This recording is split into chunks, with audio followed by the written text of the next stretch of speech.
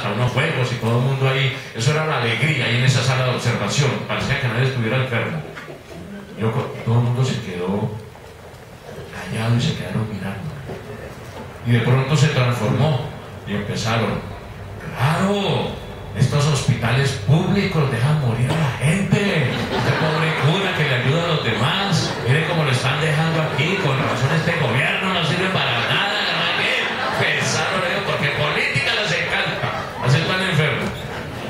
Y eran dándole a esa cuestión, que casi se forma un motín ahí en esa sala. Y ya no dejaban entrar a la enfermera, y la médica de turno era toda asustada, y le decían al padre de allí: dígale al padre que no grite tanto, que mire que toda la gente aquí nos va a linchar. Total, llegó un médico, me hice muy amigo de él después, de esos simpáticos, toda esa cosa, y le dijeron: mira que se no puede. Y llegó este médico y le dijo: hombre, padre, tranquilo, mire, yo voy a tener un poquito de misericordia con usted. No diga nada. Esto es por debajo de cuerda, no se lo diga a nadie. Y así como secreto sacó una inyección de medicamentos de veterinario. Me lo aplicó y a los 20 minutos ya estaba yo tranquilo.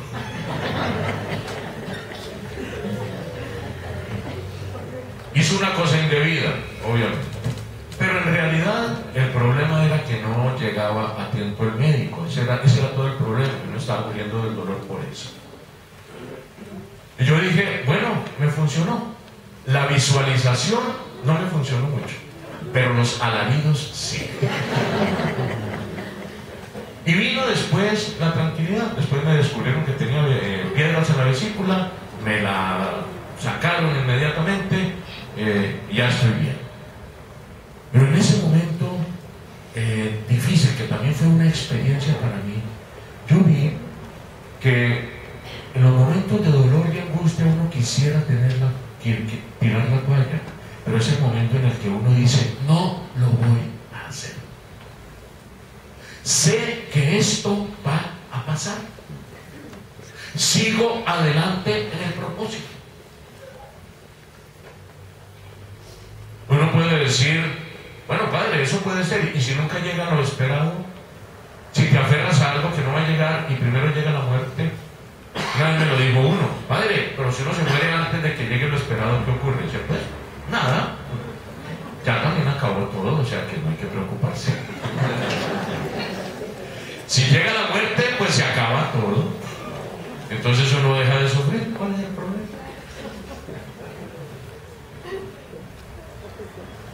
Cuando yo tengo un problema difícil, me hago este pensamiento: tarde o temprano pasará el problema. ¿Para qué me angustio? ¿Para qué me desespero? Y si no pasa el problema, quiere decir que me morí. Y si me morí, es que me voy a encontrar con Jesucristo, que venció la muerte y nos dio vida eterna. Y entonces, ¿cuál es la complicación? ¿Cuál es el problema? Si la victoria definitiva que tenemos, si el problema más radical que tenemos los seres humanos es enfrentar nuestra propia muerte. Esa es la tragedia, el fracaso que tenemos que enfrentar los seres humanos. Pero si la palabra de Dios nos dice que Cristo venció la muerte, ¿cuál es la angustia? ¿Cuál es la decepción? ¿Cuál es el pesimismo? ¿Cuál es esa cara diciendo: mira, que es que las cosas ya no funcionan? Si siempre hay oportunidad, si siempre hay un nuevo día para esperar y para confiar en el Señor. Y si ya no tengo esos elementos para confiar, es que estoy con Él. Como dice: yo te alabo con mis manos, yo te alabo con mis pies, yo te alabo con mi alma. Y si no tengo ¿qué? Si no tengo pies, si no tengo manos, te alabo con los pies. Y si no tengo pies, te alabo con el alma. Y si no tengo el alma, pues quiere decir que ya me fui con Él. O sea que ¿cuál es la tristeza? Sigo alabando al Señor aún en medio de las dificultades y de los problemas. Es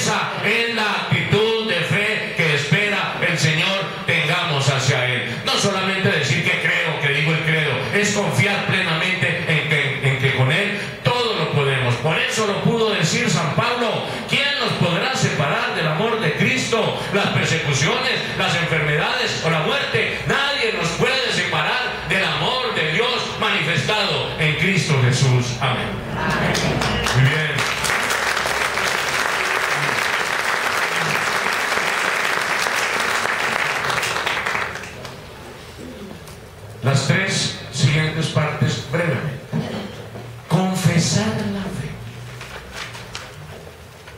Esto de confesar la fe es una consecuencia comunitaria de algo personal. Porque es que la fe, como una confianza personal en Dios, que es el fundamento, que es lo primero, tiene una consecuencia comunitaria.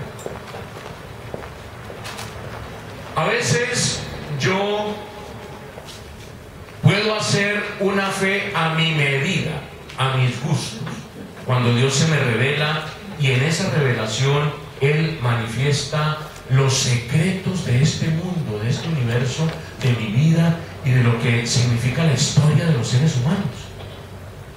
Cuando Dios se revela, no solamente revela su amor, sino que revela ciertas verdades que son de Él. Por ejemplo, cuando Dios se revela y me dice que me ama, no solamente me revela su amor, sino que Él revela que Él es Padre, Hijo y Espíritu Santo. Entonces yo ya no puedo estar diciendo que Dios es como decía el Papa Francisco hace creo que lo dijo ayer, que Dios no es un aerosol que se dispersa por el ambiente, como dicen algunos. Dios es trino, es Padre, Hijo y Espíritu Santo. Si no lo entienden, pero eso es una revelación de la fe. O que Jesús es verdadero Dios y verdadero hombre. ¿Cómo entiendo eso? Eso es difícil para entender. O que la Virgen María es virgen antes, en y después del parto. O que María fue concebida sin pecado. Muchas personas niegan eso. O que Jesucristo no está presente en la Eucaristía. Muchas personas dicen eso. Pero las consecuencias de la revelación del amor de Dios traen un número, podríamos decir, de verdades profundas sobre el significado de Dios y también de nosotros, porque como dice de una manera muy bella la Constitución Dei Verbum del Vaticano II, que Dios le revela al hombre no solamente quién es Él, sino que le revela al hombre quién es el hombre. Si yo leo la Biblia, no solamente descubro quién es Dios, sino descubro quién soy yo, cuál es mi dignidad, cuál es mi destino, cómo me debo relacionar con los demás. Mejor que cualquier libro de psicología o de sociología que nos estudie nosotros, la palabra de Dios arma de una manera verdaderamente humana la comunidad de los hombres y de las mujeres. Entonces, esta consecuencia comunitaria de esta experiencia personal es lo que se llama la fe que profesamos, la fe que nosotros decimos. ¿Y en qué se condensa la fe? En el credo. El credo de los apóstoles que rezamos todos los domingos, ahí está el centro de nuestra fe. Y les decía, es importante no solamente vivir de fe, sino confesar la fe. Porque si yo empiezo a leer la Biblia de manera personal, empiezo a sacar conclusiones inadecuadas que no son coherentes con lo que la Biblia está diciendo. Yo no puedo leer de esa manera la Biblia, yo la tengo que leer de manera total. Yo sé que nosotros vemos la Biblia como un libro que nos alienta, podríamos decir, para la vida. Por ejemplo, hay muchas costumbres de que uno abre la Biblia y dice, bueno, voy a ver qué me dice el Señor, y lee un texto. Eso está bien. Pero yo no puedo hacer la fe pública a partir de ese tipo de lectura de la Biblia. Yo lo tengo que leer asistido con la interpretación de la iglesia. A propósito de esto, mira lo que le pasó a un señor que hizo esto, ¿no? Ese fue un caso fallido, ¿sí? Porque no siempre los casos son alegres. Cuando uno abre la palabra de Dios, no siempre llega lo que toca. A veces llega, pero no siempre llega. A veces un señor abrió la Biblia y le dijo, bueno, háblame, Señor. Y leyó en el Evangelio de Lucas que decía, y Judas se ahorcó. No, Señor, es que me estoy pidiendo que me ahorque. Se te voy a dar otra oportunidad. Y abrió el otro. Yo leo el Evangelio de Juan, ahora sí. Y decía, y Jesús dijo a Judas, lo que hay de hacer, hazlo pronto.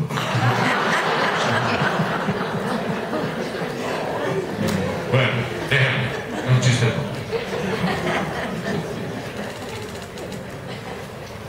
Confesar la fe es leer Dios a partir del magisterio de la iglesia.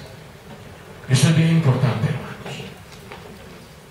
Desde comienzos de la tradición de la iglesia, lo leemos en las mismas cartas de Pedro, se dice: tengan cuidado con los anticristos, tengan cuidado con los herejes que interpretan de manera acomodaticia la palabra de Dios. Sepan ustedes que hay un depósito de la fe, que es la palabra revelada y el magisterio de la iglesia, donde se nos llega a profundidad la conclusión de las verdades reveladas de la fe. Hay otras maneras de leer la Biblia. Por ejemplo, la manera textual de la Biblia, donde uno dice: solo lo que dice la Biblia creo, no lo que dice el magisterio de la iglesia. Entonces, si aquí no dice que María fue concebida sin pecado, entonces no creo. Si aquí no dice que Jesucristo es verdadero Dios y verdadero hombre, entonces no creo. Pero eso es peligroso, porque la revelación se convierte en la opinión que yo tengo acerca de lo que leo. Es muy peligroso esto.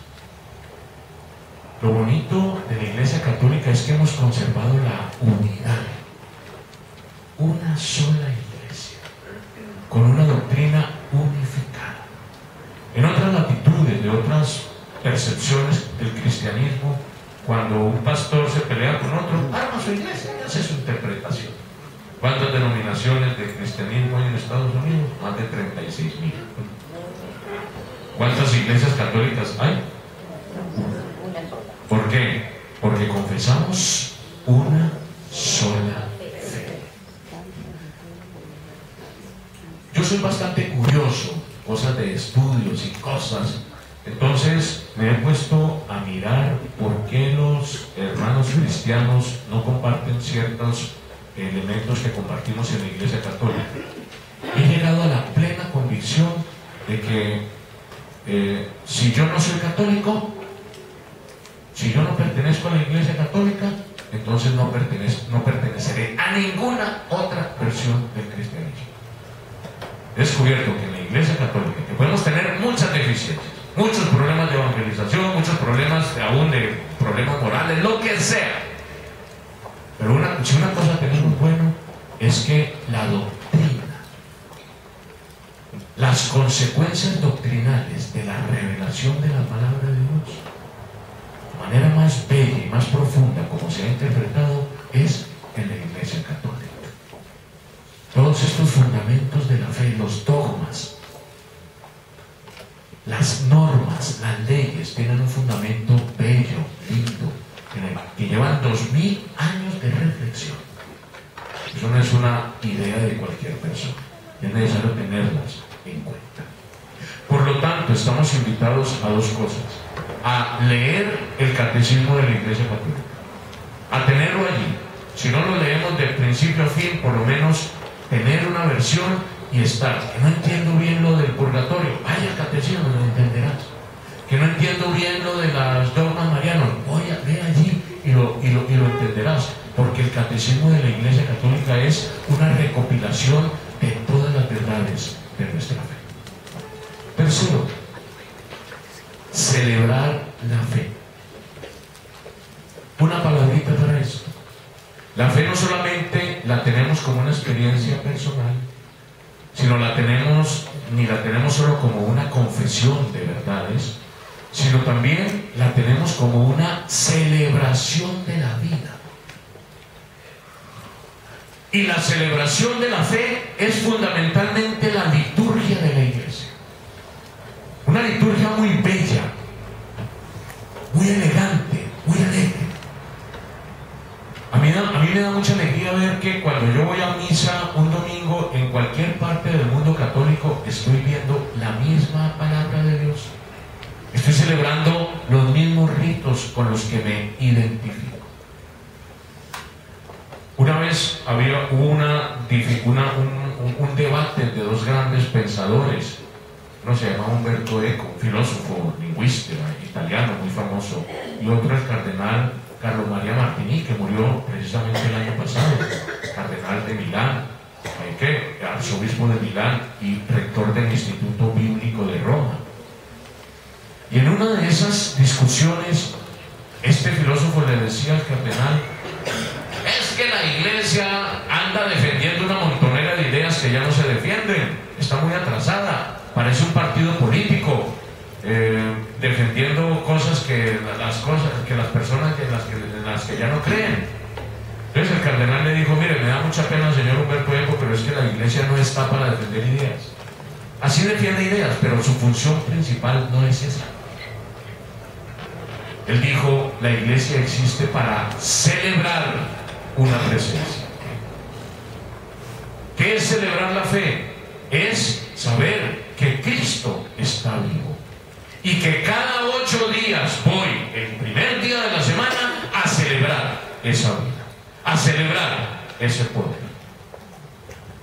De otra manera, tú sientes que Jesús vive, tú sientes que Jesús te ha sanado, te ha edificado, te ha transformado internamente. Ve a celebrarlo. ¿Y dónde es? Pues el domingo, con tu familia. Medita allí las grandezas de Dios. ¿De qué otra manera lo celebras? Bautizando a tus hijos, confirmándote, celebrando el momento de la conversión en el sacramento de la reconciliación. Los sacramentos y la liturgia de la iglesia son la manera como nosotros celebramos nuestra fe. Y transmitir la fe es un trabajo bello que hace el Papa al final de su carta, y lo hace parecido a lo que hace el autor de la carta a los Hebreos. En la carta de los Hebreos, lo que leímos nosotros, el versículo 1, sigue adelante diciendo que por la fe Abraham salió de su tierra, por la fe Moisés salió de Egipto, por la fe el sucesor de Moisés, Josué, pasó por el río Jordán y conquistó la tierra prometida. Y así va hablando de los héroes de la fe. De la misma manera el Papa Benedicto dice: por la fe, bueno, Jesucristo es el fundamento de la fe, pero comienza con la Virgen María. Por la fe María aceptó al Señor de la vida en su seno. Por la fe María educó a Jesús. Por la fe María estuvo al pie de la cruz. Por la fe María estuvo en Pentecostés. Y después toma a los apóstoles. Por la fe los apóstoles fueron transformados en su existencia y se convirtieron en los promulgadores del Evangelio. Por la fe los apóstoles llevaron el Evangelio a todo el mundo conocido de la antigüedad. Y después sigue con los mártires. Por la fe los mártires derramaron su sangre. Y después sigue con los santos. Por la fe los santos salieron de su región a anunciar el reino de Dios. Los héroes de la fe, ¿quiénes son? Aquellos que no solamente tienen la experiencia, sino que valientemente la comunican a otros, dan el ejemplo con su vida, con sus obras, de que Jesús los ha transformado. Y él dice: tenemos que darle gracias a estos héroes de la fe que nos han transmitido hasta el día de hoy. ¿Quién es tu héroe de la fe? Puede ser uno público, puedes tener tu santo de preferencia. Pero, ¿y el héroe anónimo de tu fe? Pudo haber sido tu mamá, tu abuelita, o un amigo, una amiga que te llevó por primera vez al grupo de oración, o aquel que te fue a visitar cuando estabas enfermo, aquel que te dio una llamadita cuando estabas triste. Todos esos son los héroes de la fe que la transmiten. Y gracias a ellos es que nosotros podemos decir que estamos perseverantes, trabajando, insistentes en la vida y en la viña del Señor. Yo recuerdo que cuando fui por primera vez a un grupo de oración, lo que me llamó la atención es que yo no iba a volver a ese grupo. Fui por primera vez. Pero como no fui al viernes siguiente, me llamaron después a la casa y me dicen: hola Germán, te extrañamos, no viniste al grupo. Y nadie me conocía, llegaba por primera vez. Y eso me encantó. Qué bonito, primera vez que alguien sin conocerme me extraña. Entonces volví al grupo. Por eso volví al grupo. Esos héroes de la fe que buscan, que acogen, que acompañan, que le ayudan a otra persona, están dando testimonio de Jesús, y de esa manera la fe se va a transmitir. Vivir la fe, confesar la fe, celebrar la fe y transmitir la fe. una experiencia de vida y comunidad en la que podemos nosotros avanzar, prosperar y cambiar nuestra existencia. Pero lo fundamental de esto es que tú te aferres a aquello en lo que estás esperando.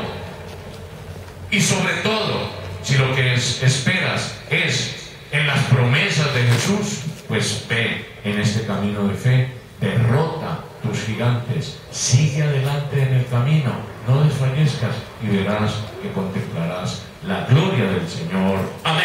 Amén. Gloria a Dios. Muy bien, hermano. Vamos ahora, creo que hay un café ahora. Muy bien. Vamos a ver cuánto tiempo tenemos. Media hora. Venimos aquí a las 12:45. A las 12:45 volvemos aquí y vamos a tener un momento de oración previo al almuerzo frente a Santa Cena.